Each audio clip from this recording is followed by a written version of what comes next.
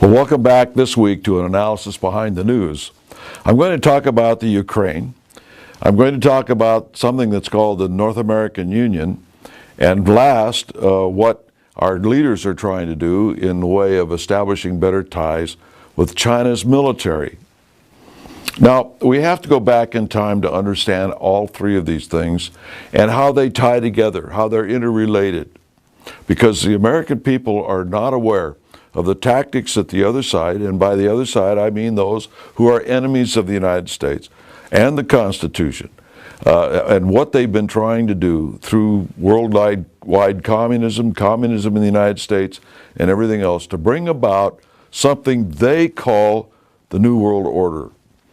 Now, one of the things that you need to do to get a full understanding, or at least the beginning of a full understanding, of the future of the world, if these people succeed, is still the book 1984 by George Orwell.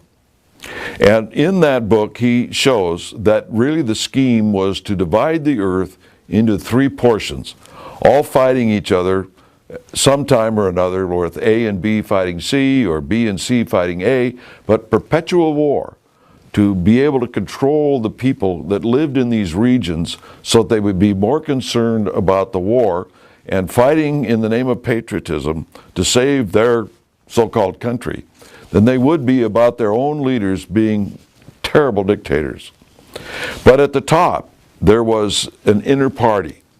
In other words, the anti-hero, Winston, in the novel, was part of the ruling party.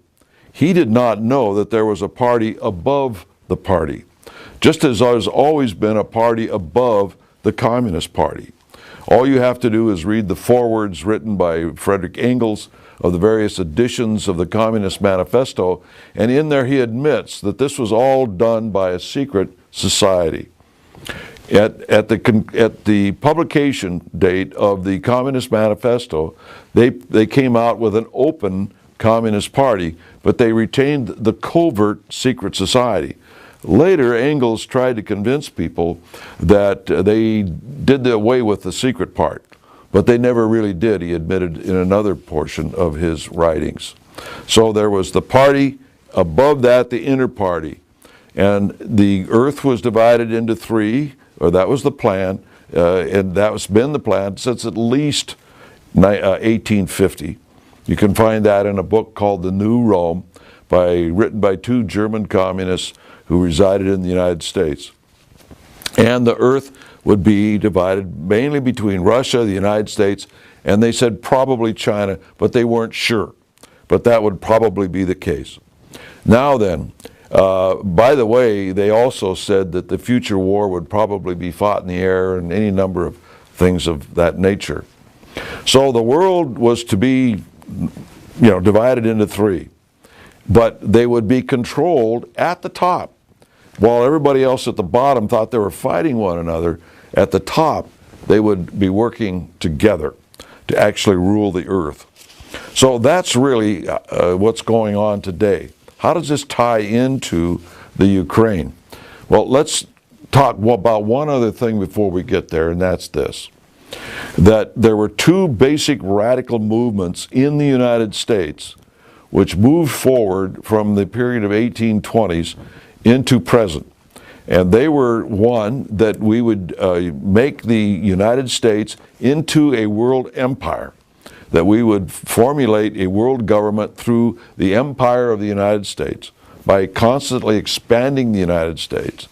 And the other was to be a foil against that through the communists, that they would be against Yankee imperialism and any number of things.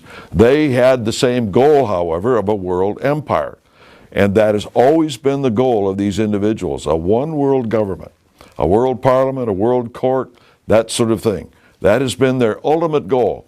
The regional aspect of it, and smaller regions into larger regions, into three parts of the world, would be the steps until ultimately they just merged it all under one government. Okay, how does that work with the Ukraine? We're told in the Ukraine that the Ukrainians have two choices. They can become part of the European Union, or they can become part of the hemisphere of Russia. Wow, what a choice. Wouldn't you like to have that choice? You can either be part of the socialist European Union or part of the communist Russia. But the problem is that the EU is just as much of a problem as Russia. Don't forget that most countries have been ruled in Europe by socialists of one stripe or another. Western Europe, they were part of the international socialists. Eastern Europe, part of the influence of Russian communism through Moscow. Well, when communism so-called collapsed, these individuals in charge of these communist countries didn't go away. The communist parties didn't go away. They just renamed themselves.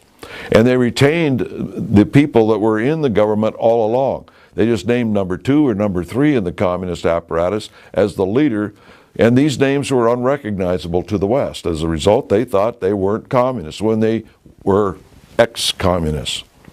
And so you have individuals in the Socialist International, controlled, by the way, by communists, and the ex-communists in Eastern Europe, Central Europe, that formulated the European Union. Short story. So this is the apparatus really honestly controlled out of Moscow, whether it's Russia or whether it's the EU.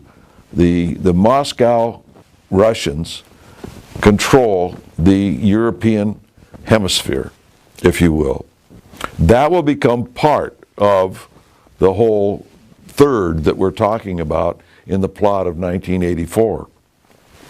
So it doesn't matter whether the Ukraine goes into the EU or whether it gravitates towards Moscow, the end result will always be the same. Even Gorbachev, the last dictator of communist Russia, supposedly, said that the European Union was the new European Soviet. And he went on further to say that ultimately it would be from the Atlantic to the Urals, and it would be controlled by communists. End of story, more or less. So that's the problem, and how Ukraine fits into this. Don't pay any attention to the show business. These poor people in the streets have no idea of what's going on. If this is a spontaneous uprising of the people, who do they have to negotiate this sort of thing? They found plenty of people to negotiate and make it all go away overnight. They made it come out into the streets overnight, and it went away overnight. Well, now the Russian, there's other things in the Crimea, but that's another story. It fits into here, but we won't get into that right now. The whole thing is show business. And it's show business, not just for the Ukrainians, but for Americans too. To think now this is settled down and they'll go into the EU and how wonderful that will be. And oh, by the way, we have a little treaty sitting in Obama's office that they're negotiating for us to also unite with the European Union. Three amigos have a lot to talk about in Mexico, according to the USA Today. They're talking about getting back on board what's called the North American Union, which is regionalizing the Western Hemisphere under the leadership of the United States to be one of those thirds of this three regional problem. In the same way, with U.S. Army seeks better ties with China's military out of the New York Times. You see, it's not enough that China is out there being belligerent all over the Pacific. Now we're going to get in bed with them and be nice guys over this.